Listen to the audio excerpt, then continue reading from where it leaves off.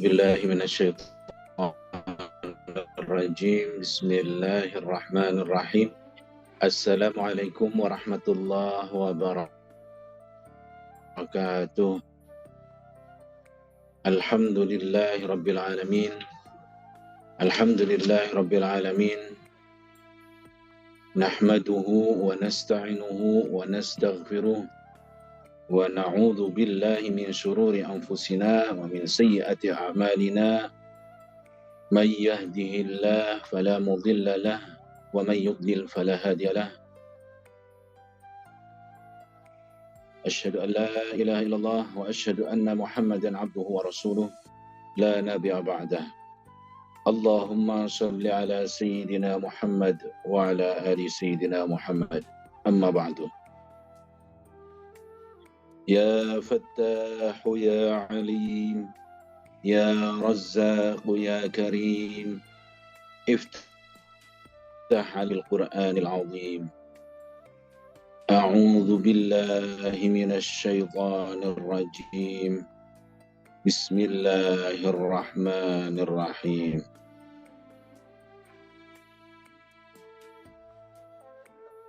Bapak Ibu yang dirahmati Allah, tidak terasa kita sudah mulai masuk ke juz 9, sudah hampir habis. Sebentar lagi juz 10. Iqra bil qalam juz 1 sampai juz 10 sudah hampir selesai. Kita sudah masuk ke surah Al-Anfal, surah ke-8. Ya, surah yang ke-8. Setelah kita kemarin membahas surah Al-A'raf yang isinya mengenai kisah-kisah para anbiya, kisah-kisah para nabi dan umatnya pada para nabi tersebut. Surah Al-Anfal merupakan surah Madaniyah, di mana surah ini seluruhan ayatnya turun di Madinah setelah Rasulullah SAW hijrah. Surahnya terdiri dari 75 ayat. Betul ya, 75 ayat.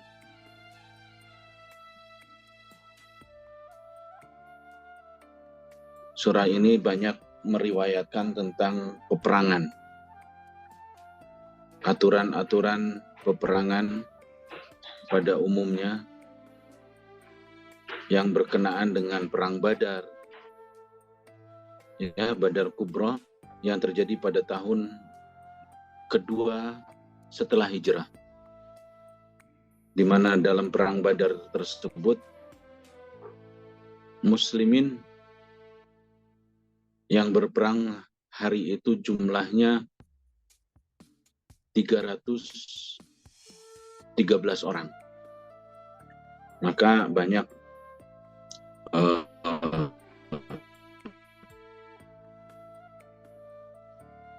yang menggunakan jumlah 313 orang adalah untuk jumlah banyaknya zikir. Ya, kenapa? Karena untuk menguatkan bahwa pasukan Badar hari itu 313 orang yang melawan kurang lebih hampir 3.000-an lebih. Ya, yang itu Rasulullah di situ ada doa yang masyhur. Rasulullah berdoa, ya Allah, jika kau tidak menangkan perang ini, maka kamu akan susah tegak di muka bumi. Ya, bahasanya kurang lebih seperti itu doanya. Bahwa pada saat itu terjadi perang Badar, Allah menurunkan 1.000 malaikat, 1.000 pasukan malaikat untuk membantu muslim. Ya, selain daripada 313 orang tersebut, Allah menurunkan 1.000 malaikat untuk membantu pasukannya Rasulullah berperang di dalam perang Badar. Nah, perang Badar ini salah satu bentuk mukjizat di mana satu jumlah yang kecil mengalahkan jumlah yang besar, ya. Kemudian Allah menurunkan pasukan malaikat 1000 orang, 1000 malaikat, mohon maaf, bukan 1000 orang, 1000 malaikat untuk membantu perang Badar. Maka perang Badar ini sangat masyhur dan ini tonggak pertama peperangan yang terjadi setelah Rasulullah hijrah, yang di sini menguatkan dua belah pihak, yaitu pertama Muhajirin, yang kedua Ansar. Allah menjadikan dari peperangan ini orang-orang mukmin pede. Orang-orang mukmin yakin bahwa bukan karena jumlah, tapi karena keyakinan kita kepada Allah, sehingga Allah memenangkan. Maka dari itu Bapak Ibu sekalian, dengan kisah perang Badar kita akan banyak mengambil hikmahnya, dan ini dia menerangkan lebih banyak kepada hal peperangan. Ya. Baik Bapak Ibu yang dirahmati Allah, kita akan memulai hari ini penulisan di halaman 180. Halaman 180 ya Kang Ada ya? Mohon maaf. Iya betul Gus, halaman 180. 180 ayat 34. Iya betul. Baik.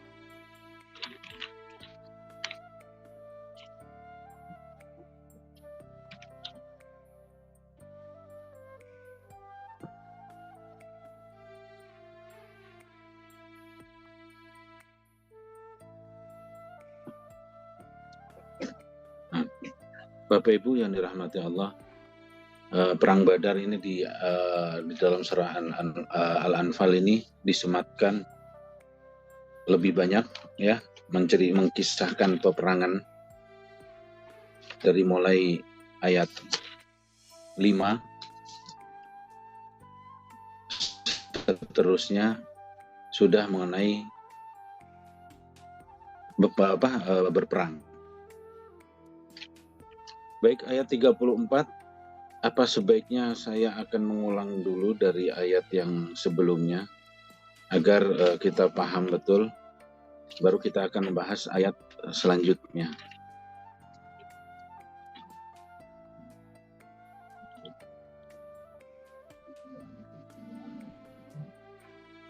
Saya akan membahas dari ayat 30 ya. Karena kita 4, jadi kita bahasnya dari sebelumnya, tidak terlalu jauh, dari ayat 30. Kalau kita mau mengulas sebetulnya dari ayat pertama lebih bagus. Karena ayat pertama mengenai pembagian ghanimah. Saya nukil sedikit mengenai ayat pertama. A'udzubillahi minasyaitonirrajim. Bismillahirrahmanirrahim. يسألونك عن الأنفال قل الأنفال لله والرسول فاتقوا الله وأصلحوا ذات بينكم وأطيعوا الله ورسوله إن كنتم مؤمنين. Surah Al-Anfal ayat pertama, Allah sudah menyampaikan bahwa Al-Anfal artinya adalah harta rampasan perang. Al-Anfal artinya harta rampasan perang atau ghanimah. Ya, ghanimah itu adalah harta rampasan perang. Setiap perperangan terjadi, yang kalah melarikan diri. Nah, di situ nanti ada harta-harta yang tersisa dari peperangan. Baik dari sisa ransum, sisa alat peperangan, dari perisai, dari jubahnya, dari senjatanya, segala macam. Itu namanya harta rampasan perang atau ghanimah. Di sini Allah mengatakan, Allah berfirman, yas'alunaka 'anil anfal. Mereka menanyakan kepadamu, yas'alunaka.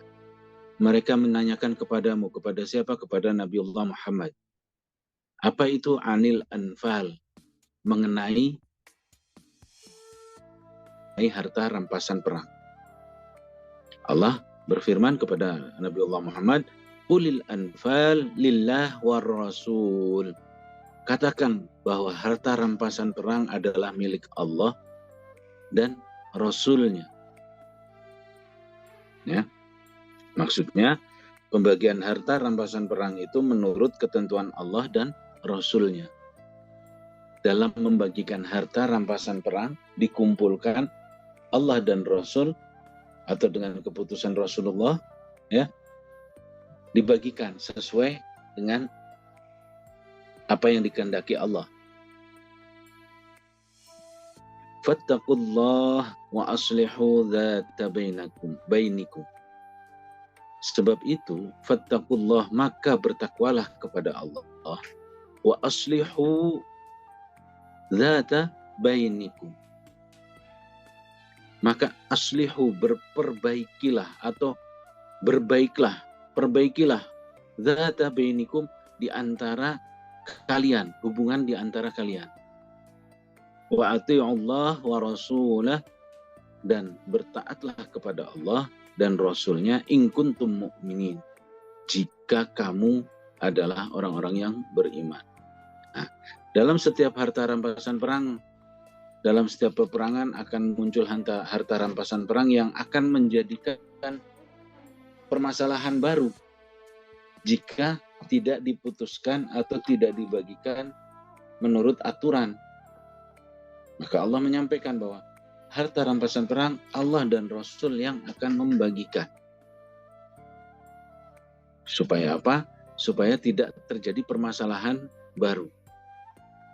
Dengan kekuatan iman kepada Allah, Rasulullah, maka pada saat Rasulullah memutuskan si A dapat sekian, si B dapat sekian, si C dapat sekian, dengan kekuatan iman tidak ada lagi yang namanya iri, tidak ada lagi yang namanya problematik. Itu kan tadi musuh itu saya yang binasakan. Kenapa hartanya kok tidak ke saya, tapi ke si fulan, ke si B? Kan mestinya, nah itu terjadi seperti itu. Tapi kalau kita kekuatannya iman, bahasa Allah, in kuntum mu'minun, jika kalian beriman, maka kekuatan imanlah itu yang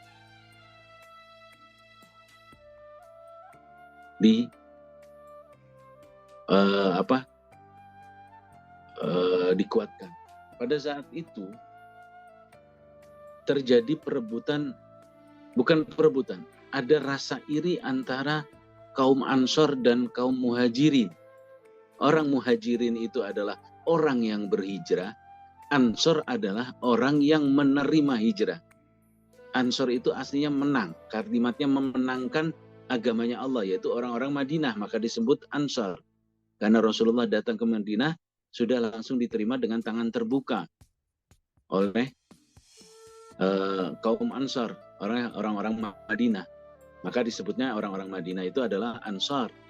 Orang yang berhijrah adalah muhajir, ya, muhajirin, orang muhajir. Nah, maka dari itu ada kecemburuan yang terjadi antara kaum Ansor dan kaum muhajir. Kecemburuannya apa? Pada saat itu dibagikan harta rampasan kepada muhajir saja, Ansor tidak dibagi. Kemudian dikumpulkanlah, terjadi perdebatan itu, dikumpulkanlah orang-orang Ansor, disampaikan kepada orang Ansor, apa yang kalian ributkan? Ya, apa yang diperebutkan? Apakah tidak cukup, kata Rasulullah, dengan adanya aku di antara kalian dibandingkan dengan harta ghanimah itu? Mana lebih berharga? Bayangkan orang hijrah, muhajirin, mereka meninggalkan keluarganya, dengan hanya membawa badan, dengan hanya membawa apa yang ada di badan dia, dengan hanya membawa kekuatan iman. Betapa perjuangannya yang namanya muhajirin di Mekah itu sudah dirudung, udah di segala macam, dibully, dijahat, segala macam disiksa. Datang ke Madinah untuk berhijrah tanpa membawa perbekalan apapun. Kemudian Rasulullah putuskan supaya yang mendapatkan ghanimah adalah orang-orang muhajir. Tapi terjadilah sedikit kecemburuan. Kemudian Rasulullah mengatakan, apakah aku sebanding dengan ghanimah? Aku ada di tengah antara kalian, di antara kalian saat ini. Nah, saat itulah kaum Ansor menangis. Ya, kaum Ansor menangis. Kaum Ansor mengatakan, Rasulullah lebih dari segala-galanya. Kaum Ansor terkenal orang-orang yang sangat lembut, tapi sangat tegas. Kalau di Indonesia mungkin terkenalnya, kalau orang Madinah, orang Ansor itu terkenalnya kayak Solo. Ya, kalau ngobrol, enji, gitu. Nah, kalau orang Mekah mungkin keras ya. Keras itu kayak orang Madura lah mungkin. Kalau ngomong keras kayak orang Batak mungkin keras gitu, kalau di Indonesia. Tapi dua-duanya tegas, punya iman yang kuat, punya saat berbicara Islam sangat luar biasa. Sangat berbicara iman sangat luar biasa. Maka dari itu Bapak, Ibu yang sekalian, Bapak Ibu sekalian yang dirahmati Allah, bahwa saat itu kaum Ansar mendapatkan Rasulullah Sallallahu Alaihi Wasallam. Kaum Ansar mendapatkan kemenangan yang lebih daripada sekedar ghanimah. Kaum Muhajirin mendapatkan kemenangan yang luar biasa juga. Selain dapat ghanimah, dia bisa melangsungkan kehidupannya secara baik. Pada saat itu kaum Muhajirin masih numpang di rumah orang-orang Ansar. Setelah mendapatkan ghanimah, maka kaum Muhajirin bisa mandiri. Kaum Muhajirin bisa mendirikan rumahnya sendiri. Bisa pede lagi. Tidak merasa bahwa saya di sini numpang. Mendapatkan kesetaraan haknya sebagai manusia. Nah, disitulah kemenangan yang terjadi antara kaum Ansar dan Muhajir. Maka dari itu Allah mengatakan bahwa Al-Anfal ya lillahi wali rasulih. Dalam pembagiannya itu tergantung Allah dan Rasul. Bapak Ibu yang kisah Perang Badar, itu kisah peperangan yang memang betul-betul murni. Kalau umpamanya sekarang orang banyak mengatakan bahwa Nabiullah Muhammad adalah orang yang gila perang. Muslim pada zaman itu orang. Sekarang mana ada orang yang gila perang kalau pasukannya cuma 313. Berbanding puluhan ribu, berbanding ribuan. Nggak mungkin orang gila perang seperti itu.